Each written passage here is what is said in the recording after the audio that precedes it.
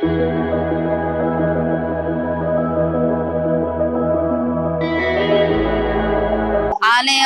Committee వాళ్ళు కొంతమంది ఉన్నారు, ఎక్స్పోర్ట్ కమిటీ మెంబర్స్ మరియు ఇక్కడ స్థానికులు కూడాను.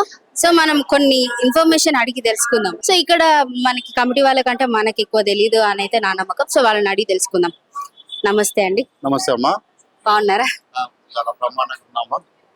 సో ఇప్పుడు చెప్పండి సార్, ఆలయం 700 సంవత్సరాల క్రితంది అని అయితే మన అందరికీ తెలిసిందే. దర్శనం చేసుకోవడానికి నార్మల్ గా మంగళవారం రోజు, బేస్తవారం రోజు, ఆదివారం రోజు భక్తుల తాకిడి అనేది ఎక్కువ ఉంటుంది. అదే ఆషాఢ మాసంలో, మళ్ళీ శ్రావణ మాసంలో, ఇంకా బోనాలు మెయిన్ గా కళ్యాణ సమయంలోనైతే ఇంకా భక్తుల తాకిడి విపరీతం అంటే విపరీతం. ఓన్లీ చుట్టుపక్కల రాష్ట్రాల నుండి కాదు, ప్రపంచ వ్యాప్తంగా కూడా ఇక్కడికే వచ్చి దర్శనం చేసుకుంటున్నారు. అప్పుడు ఎలా కోఆర్డినేట్ చేసుకుంటారు మీరు? బల్కంపేట శ్రీ ఎల్లమ్మ పోచమ్మ దేవస్థానం అమ్మవారు, ఎల్లమ్మ తల్లి మా గ్రామ దేవత, చాలా మహిమ గల అమ్మవారు. ఈ ఒక వారమనే కాదు, ఆదివారం మంగళవారం విపరీతమైన జనాలు వస్తుంటారు.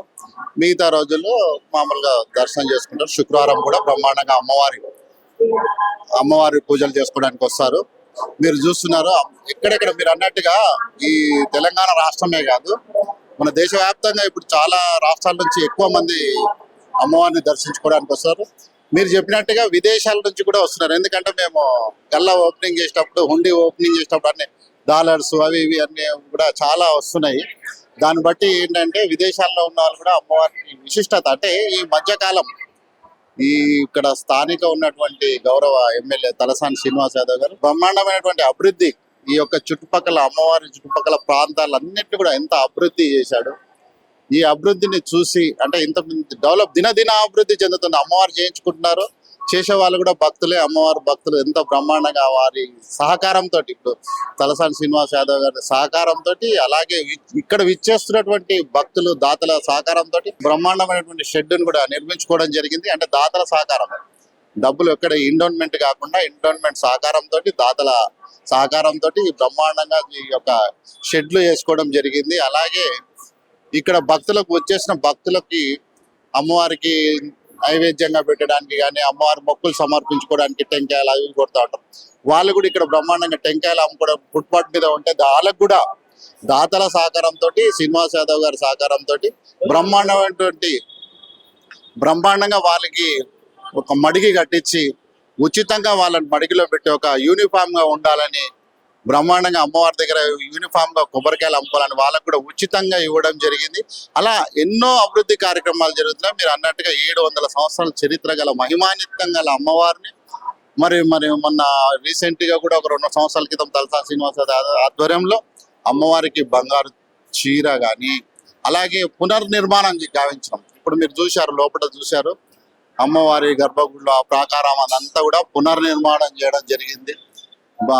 మన వేద మంచి అయ్యగారులని పిలిపించి శాంతి హోమాల ద్వారా అన్ని మంచి నిర్మాణం, పునర్నిర్మాణంకి ఏమేమి కావాల్సిన అన్ని చక్కగా మా ఆలయంలో ఉన్నటువంటి వేద పండితులు, ఇక్కడ ఉన్నటువంటి పండితులు, అయ్యగారుల ద్వారా కానీ మంచి పూజలు చేయించి అభివృద్ధి. ఇప్పుడు మీరు ఇక్కడ స్థానికులు కదా, సో మీ తాతల ముత్తాతల కాలం నుండి కూడా ఈ గుడి ఉన్నదన్నమాట. సో అప్పుడు చిన్నగా ఉండే గుడి ఇప్పుడు చాలా వరకు డెవలప్ అవుకుంటూ one of the finest temple గా ఇప్పుడు పేరుగాంచబడింది. మీరు చూసినప్పటి నుండి ఇప్పటి వరకు ఏమేమి చేంజెస్ మీ చూసినప్పుడు జరిగాయి? మా చిన్నతనాన్ని కూడా మీరు గుర్తు చేశారు. ఇప్పుడు మనం నిల్చున్న ప్రాంతంలో చిన్నగా ఉండేది గుడి, ఉన్న ప్రాకారం కూడా అప్పుడు లేదు, చిన్నగా ఉండే, ఒక మనిషి బట్టే అంతా ఉండే, ఒక పెద్ద చింత చెట్టు ఉండే. భక్తులు అప్పుడు ఇక్కడనే ఈ చుట్టూతా ఇక్కడే వంటలు చేసుకునే వాళ్ళు, ఇక్కడే వంటలు చేసుకొని అమ్మవారి సమర్పించాం. మేము అందరం చిన్నగా ఉన్నాం. అమ్మవారు బాయిలో ఉంటుండే, చిన్నగా ఒకటే టెంపుల్ ఉంటుండే, ఇంకా మిగతాది ఏం లేదు. అమ్మవారి పోచమ్మ ఆలయం, అలాగే ఇప్పుడు నాగదేవత ఉన్నది కదా, అక్కడ పుట్ట ఉండేది, దాన్ని కూడా నిర్మాణం చేయించాం. మేము చిన్నగా ఉన్నప్పుడు అంతా చాలా చిన్న గుడి, ఇక్కడ పెద్ద చింత చెట్టు ఉండే. భక్తులందరూ ఇక్కడనే శివసత్తులు, అప్పుడు శివసత్తుల కోలాటం ఎక్కువ ఉండేది. వాళ్ళందరూ వాళ్ళ ద్వారా వ్యాప్తి చెంది దినదిన అభివృద్ధి చెంది, వాళ్ళ ద్వారా మోతు టాకింగ్ ద్వారా కూడా అభివృద్ధిలో వాళ్ళు కూడా చాలా శివసత్తులు కానీ వాళ్ళంతా సహకారంతో ఇంత బ్రహ్మాండంగా అయింది. చిన్నప్పుడు అయితే ఇది చాలా చిన్నగా ఉండేదమ్మా. ఈ మధ్యలో అయితే చాలా పెద్దగా చాలా విస్తరించింది అమ్మవారు. అందుకోసమే ఇప్పుడు మనము పార్కింగ్ కాంప్లెక్స్ ఇక్కడికి వచ్చే భక్తులకు ఇబ్బంది అవుతుంది అనేసి ఆ స్థలం కూడా రీసెంట్ గా దాన్ని ఎమ్మెల్యే గారు, స్థానిక ఎమ్మెల్యే శ్రీనివాస్ యాదవ్ గారి సహకారంతో గవర్నమెంట్ ల్యాండ్ని 1260 గజాల స్థలం గవర్నమెంట్ ల్యాండ్ని రెవెన్యూ ద్వారా సేకరించి ఇండోన్మెంట్కి అప్పచెప్పి ఆడ ఇప్పుడు బ్రహ్మాండంగా 5 అంతస్తుల parking complex, only car parking కానీ, బైక్ కానీ, 2 వీలర్స్ కానీ పార్కింగ్ కోసమే బ్రహ్మాండంగా అవుతుంది. షేర్ చేయండి, లైక్ చేయండి, సబ్స్క్రైబ్ చేయండి. మరిన్ని వీడియోల కోసం బెల్ సింబల్ పై క్లిక్ చేయండి.